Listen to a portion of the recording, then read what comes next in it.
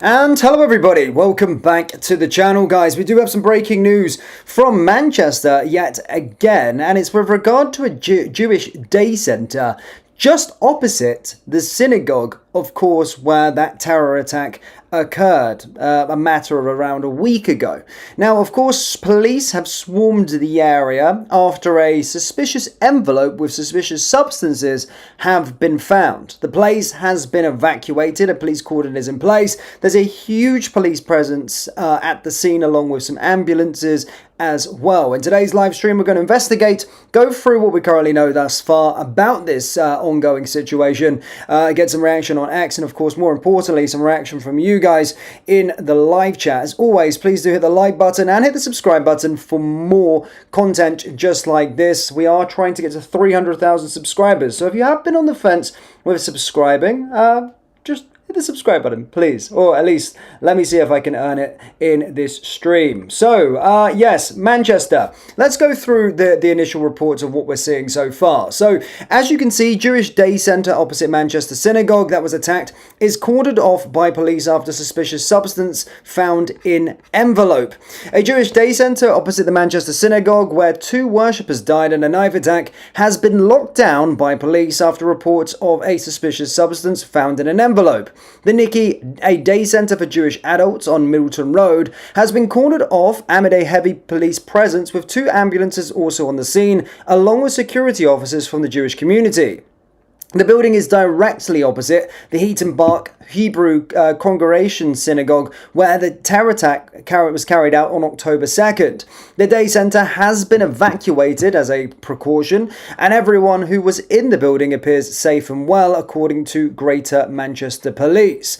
The force also confirmed that there is currently no wider risk to the public. A full GMP statement read, "We've evacuated an address on Middleton Road as a precaution after a suspicious substance was found in an envelope. All occupants appear safe and well at this time, and we're working with emergency services to ensure everybody's safety. You will see emergency services in the area, and we know the concern this may cause after the events at the nearby Heaton Park Synagogue earlier this month. However, importantly, there is no wider risk at this time. Inquiries are currently ongoing." So, yes, that is what we've got in terms of what the news articles are saying. In terms of what the Manchester Evening News is saying, we've just got a bit more images in terms of updates with regard to the situation. But as you can see, a huge police presence in the area, so something obviously has gone on there, especially with suspicious substances found, I suppose, and of course following what happened just a matter of weeks ago, can suggest that this can cause a bit of alarm and terror. Let's have a little look and to see if there's any more updates with regard to in terms of here, in terms of the news articles. Nothing really much apart from the GMP statement, but of course some more pictures from the scene. Police officers were also photographed carrying out bags marked as evidence with HMEPO, Hazardous Material Environmental Protection Officer, also pictured going in and out of the building. Firefighters were also called to the scene, with volunteer-run Hazolah ambulances also there. No further details have been released at the time. Let's get over to X as always, and see if anything has come of this in terms of more information. However, you can probably imagine that people are certainly frightened, it being in the same situation, of course, as literally across the road from the synagogue where the attack was carried out. But a suspicious envelope. I'm interested to see in the live chat if anyone knows what a suspicious substance inside an envelope could mean. Now, again, I don't like to speculate on ongoings, but certainly the police presence there, the place being evacuated, and an envelope. What's someone putting in an envelope that's targeting a Jewish day centre opposite the synagogue where the attack was? What could that possibly be? I don't know. We're going to ask Grok in a moment and find out what that could be. But let's have a little look. As you can see, reports is just much of the same at this moment in time. Emergency services have evacuated a Jewish day centre in Manchester after a mysterious substance was discovered in an envelope. The site is located opposite the synagogue attack. Authorities are treating the incident with extreme caution while forensic teams investigate. Tensions remain high in Manchester's Jewish community, and many are watching how the media and politicians respond this time. Well, there probably won't be a response as such unless it is something serious. But right now, it would suggest that it's nothing. Let's have a little look. I'm going to ask Grok something quickly and see what he could say with regard to this. What could this be when police are called and evacuate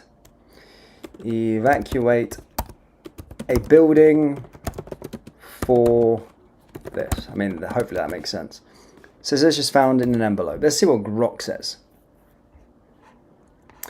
Common cause of suspicious substance in an envelope leading to a building evacuation. When police respond to a report of suspicious substance in an envelope, typically white or powdery material, is treated as a potential threat until proven otherwise. This often triggers hazmat teams, partial or full building evacuations, and lab testing by agencies like the FBI. Such incidents are common in government, corporate, and public buildings due to mail screening protocols. Below, I'll outline the most likely explanations based on historical patterns ranging from harmless hoaxes to real hazards. Harmless powders or materials most common, often hoaxes or misidentifications. These account to the majority of cases where the substance is inert and meant to cause panic rather than harm. Evacuations happen out of caution, but testing confirms no danger. So examples of what something could be: baby powder, flour, or talcum powder used in hoax letters to mimic anthrax, seen in multiple US incidents, including letters to lawmakers. Correction fluid or shredded paper spilled during opening or assembling a threat. For instance, a 2017 Spokane County courthouse evacuation involved correction fluid. Packing materials or residue. Brownish shreds of confetti mistaken for chemicals, as in its 2018 South Carolina Edison office incident. Why evacuations? Powders can spread via air vents, so buildings are cleared while field tests rule out certain toxins. So another reason as to why illegal drugs, obviously cocaine or other narcotics, a small baggie of residue in mail can look suspicious. In 2023, a White House West Wing evacuation was caused by cocaine residue, later confirmed non-hazardous to the public, but illegal. Context: often accidental or intentional smuggling, but treated as a biohazard initially. Or this is the sort of where the threat could be. Anthrax spores. The most infamous from the 2001 US attacks were letters containing anthrax, killed 5 and infected 17, leading to widespread evacuation. Modern hoaxes mimic this with non-viable powders. Other agents: ricin, obviously. We've of course seen a lot of ricin incidents within the UK, whether that be from Axel Rudipagana, or fentanyl-laced powders have appeared in targeted mailings to officials, prompting FBI involvement. Why rare? Well, true bioweapons require lab confirmation, and most tests come back negative. Other possibilities: explosive residue traces from bomb making, though envelopes rarely contain actual devices, more common in parcels. Chemical irritants like pepper spray powder causing immediate symptoms but not systematic harm. Unknown contaminants, lab chemicals, and industrial powders in business mail. So probably, likely, coming under this example, probably, as you can see, most common and often sort of hoaxes and misidentifications. However, why they're, of course, evacuating the place is because of the threat that it could be this. And as you can see, it's very rare but high profile, and that's, of course, why the authorities will be, again, taking this as doing this measure in terms of evacuating the place and having all of these individuals in place. So yeah, as we're seeing here from sort of Grok, 80% of cases is usually a hoax powder. So if we find out that it's reopened in 1 or 2 hours for a field test, then the building will reopen. So if the building reopens within the next 1 to 2 hours, then it looks as though it's going to be a sort of hoax rather than something serious. If it goes on for longer, and we're talking a full hazmat, 24 to 48 hours, then we will probably see a sort of heightened security in and around the area, and we probably won't know too much more of an update until then. But that's obviously the one that's obviously the serious, but the likelihood is very low. But if the building's shut for that long, then that's where it could probably go there. So we will see. We will see in what's going to happen, but as Grok saying, it's most likely a non-dangerous hoax designed to sow fear, especially if sent to a high-profile target like a government office. And in this situation, of course, the Jewish Day Centre, where a situation is that they've already been targeted. We've got the rise of anti-Semitism and Jews currently been targeted in the UK. And most would probably see it as a sort of the highly possibility that it's a hoax powder.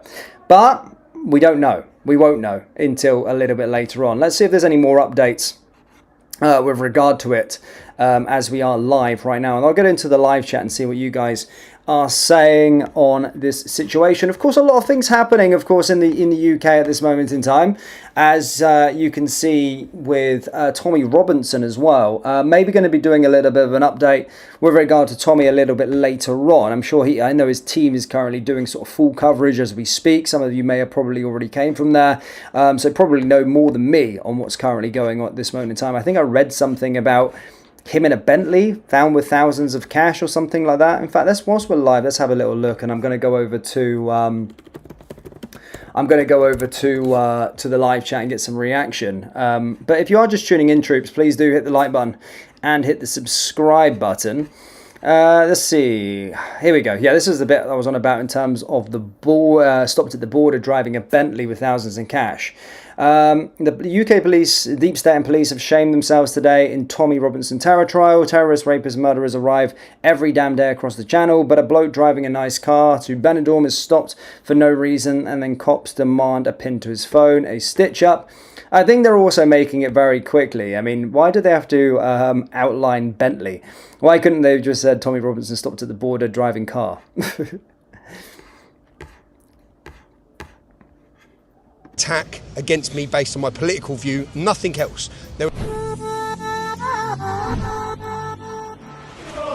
Big shout out to Debbie as well, by the way, for the donations, for the membership giveaways. Excuse me, sir. Legend. Excuse me, sir. Excuse me, sir. So, Tommy, can you tell us what's just happened inside of the court? We've heard the police's cross-examination, where it turned out that they took 34 seconds to determine I was going to be detained under Terrorism Act. 34 seconds, where they're meant to take time to question you about things. They didn't question me, they just saw my face and automatically made the decision they were going to detain me. That's what's come out under the officer's evidence. What also come out is his reasoning for detaining me was I bought my ticket at the dock and I was driving a friend's car. And then questioned one of the reasons, and it was suspicious I was driving to the south of Spain. Now, they took 40 minutes to question partner agencies. Nothing come back suspicious against me. Nothing that backed up I should be detained. When questioned, did he check my previous travel? I leave this country every other week. I don't live in the UK. I live in the south of Spain. So that would have determined that nothing I was doing was suspicious. But the police officer had to have a break. He looked like he was about to faint because it came out that he absolutely did not follow his protocol, did not follow the law. This is a total abuse of the legal system. It's an attack against me based on my political view, nothing else. There was no suspicion of terrorism, no suspicion of a crime, simply the fact that I was Tommy Robinson. And I'm now in court for being Tommy Robinson, not for being a terrorist. Where are we in regards to the trial? So you've had the prosecution.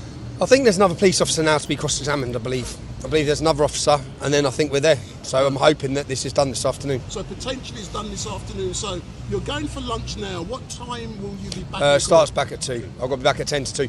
But anyone listening to that, anyone who's sat, if anyone's been, I know Ezra's travelled over from Canada doing some brilliant live tweeting, and I'm very grateful for him doing that. It's an absolute farce. The entire case is a farce. How the hell I'm here? If it wasn't for Elon Musk, I'd have another massive build. This The only terrorism that's being committed is financial terrorism, and it's waged against me, because every one of these cases costs tens or 20 or 30 or 50 or even £100,000. Yeah. And it shouldn't be happening. It shouldn't be allowed to happen. This is the second time now in 7 months on my last case where it was proven that the police acted unlawfully, detained me unlawfully, arrested me unlawfully, without powers to do so, and give me unlawful bail conditions. That's what happened here last time I was in this court. I hope the same happens again today. But if it does happen today, what the fuck is going to be done about it? Because it's an absolute liberty that this continues to happen. For the last 15 years, I haven't had a peaceful moment where I haven't faced these prosecutions. It's not right, yeah? So yeah, that's the sort of latest on that. That was about an hour ago. So at his thing, obviously he's probably back in court at this moment in time, obviously hoping that it is finished and that he's going to be let off today. So we'll find out very, very soon. But that's a big shout out to Elon Musk there, by the way. That's putting money where his mouth is. Elon Musk is reported to have paid Tommy Robinson's legal fees for today's terrorism charge. So that's a big thing for him. Let's have a look at the latest on Tommy, or I think that might just be the latest. Let's see. The political prosecution of Tommy Robinson continues. Shame the police do not treat actual Islamofascist terrorists like this. Tommy Robinson refused to give his phone pin to police as he drove his Bentley to Benidorm Court Hears. So that's kind of it with regard to Tommy. But yeah, I mean, a lot of things going on.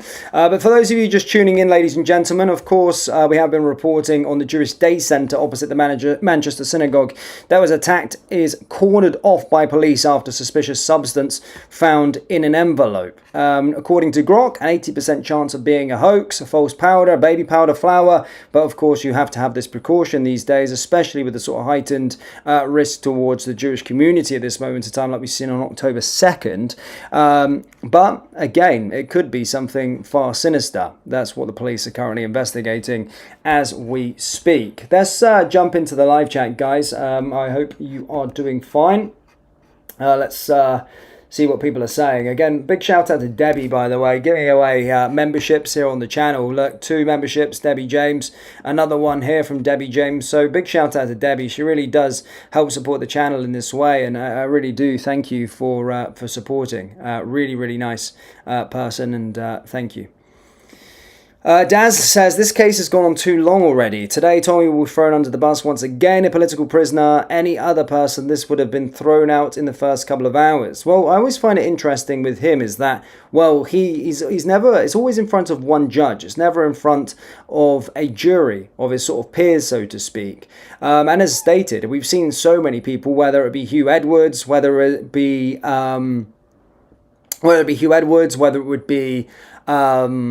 that guy with the knife who tried slashing the guy who burnt the Quran the other week there, or a few months back.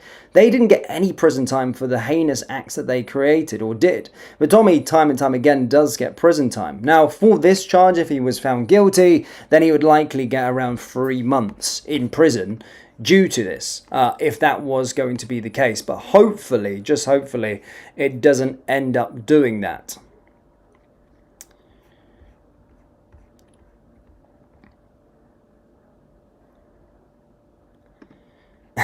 Infinite Cookie makes a very good point with regard to Tommy. Wait, so they tried checking his info, but don't check other people's when they come into the country. Exactly. Exactly.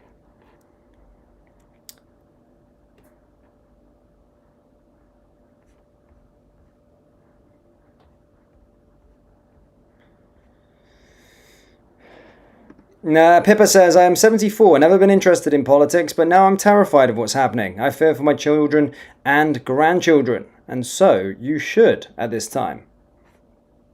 The place is in a really, really scary place, especially with the implementation of the digital IDs. Documenting Decline says, if it was anyone else, it would not have begotten any airtime. Exactly. It wouldn't have never got any more airtime. That's the thing, because we're seeing different stuff all of the time with far worse crimes. I sometimes pinch myself and think, was I living for a nightmare? That someone like Hugh Edwards got no prison time, got a suspended prison sentence for the stuff that he did. This stuff just kind of lays by the wayside, so to speak, on what he was doing.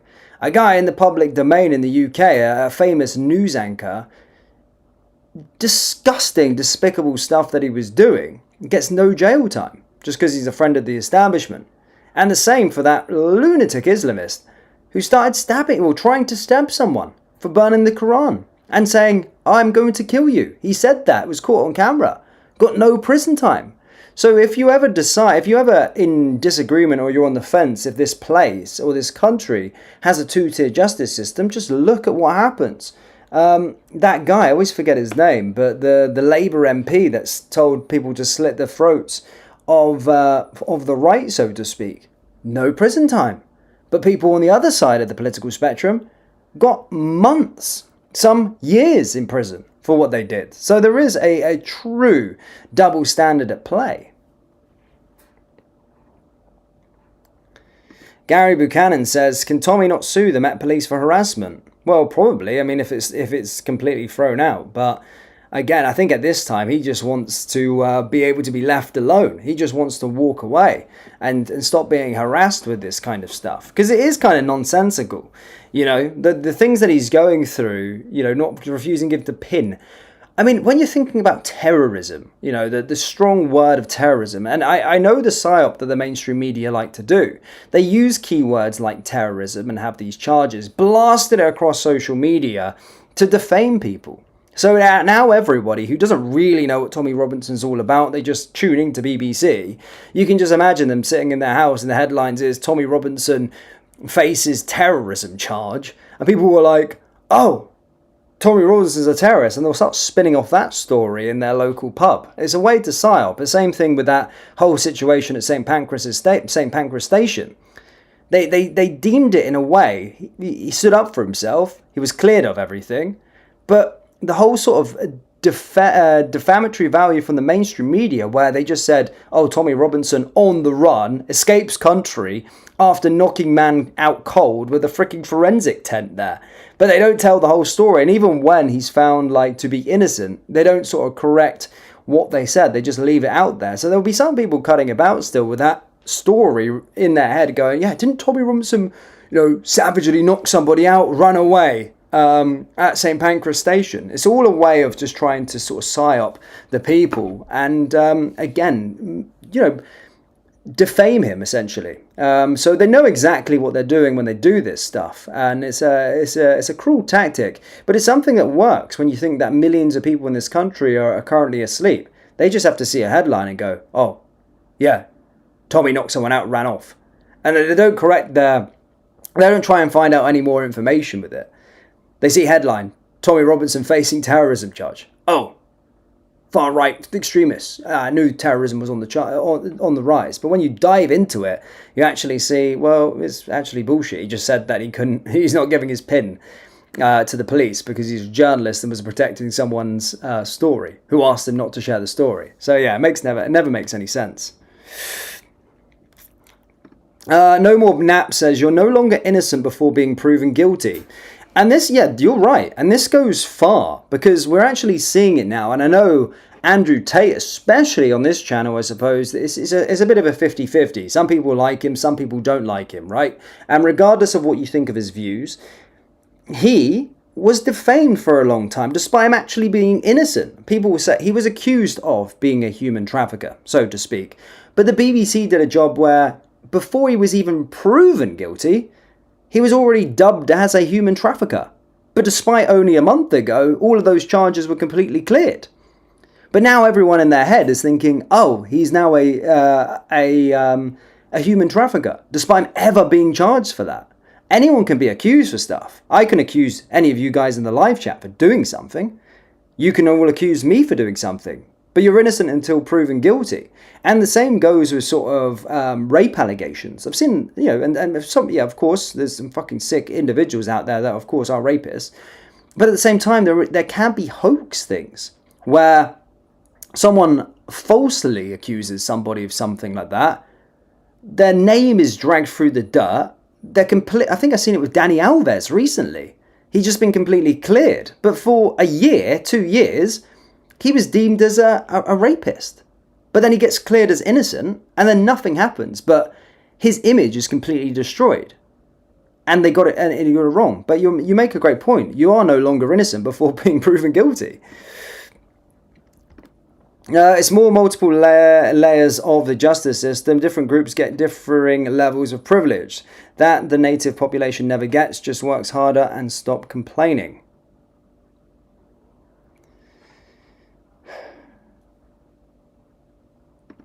Infinite Cookie says, I was very against Andrew Tate, but they never proved any evidence. So yeah, I'm in the middle. Like 50-50, I don't know. Exactly. But still, it's more to the point. You don't have to like Andrew Tate. Again, for the record, I quite like him, actually. To be fair, I like his message, what he does send out there. And sometimes people that say they don't necessarily like him are kind of privy towards just looking at clips. Now, here on this channel, we always go against people that just look at bite sizes of information and then make their point on a person. If you don't like him, I would suggest maybe watch a full podcast and then judge him on who he is. And then you'll probably go, actually, because the thing is, if someone was to clip me up in every single stream that I did, you could make me out to be a really evil person. The same I could do for you if you were sat having an hour of conversation and I clipped up things that you said. I could make anyone look pretty bad by just clipping them up. But yeah, I think this is not about Tate as such, and you can have your own opinion on him. But I would do your own due diligence and maybe watch more than just a TikTok clip of him, if you get what I mean.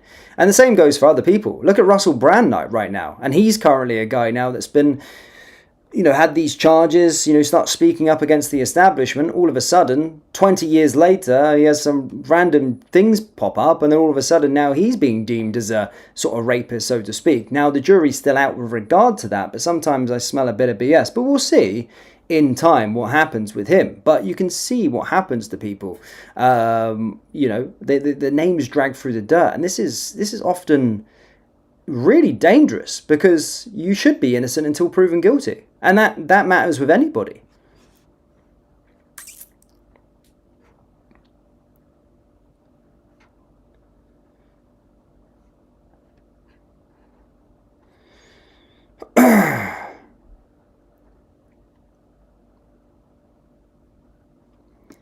Okay, that's a different point, I suppose. Yeah, I mean, people saying that. Yeah, you can have an opinion. I suppose everyone can have an opinion on his personality. I know he'd be certainly mustard in terms of what he speaks about. I get it. I do get why people are a bit dubious on him. But at the same time, again, we don't all have to agree on a certain individual, But all I would say is that be careful not to call him a human trafficker when, he's not even been charged for something like that. You can't just go around saying that people are guilty when they've not even been proven guilty. They're just accused of something. And in his case, he had all his charges dropped most recently. So it goes to show what they're all about, especially if you're public enemy number one. And Tate actually comes into the same sort of bracket as Tommy, in my personal opinion. You start speaking out against the establishment, and all of a sudden you have all of these things that come against you. Look at Tommy's situation. That's what happens to people. Katie Hopkins is the same. Russell Brand is the same. Joey Barton, all these people, Letitia. When you start speaking and putting your head above the parapet, then all of a sudden these phony things just come your way. But we'll see what happens in time. Ladies and gentlemen, that's all I've got for you for today. We'll keep you up to date if anything serious escalates from this sort of evacuation in Manchester. And I'll be sure to keep you up to date with regard to Tommy as well. We'll probably get a verdict maybe later today or tomorrow. Who knows? But guys, thank you so much for tuning in. Hit the like button, hit the subscribe button, and I'll see you all next time. Take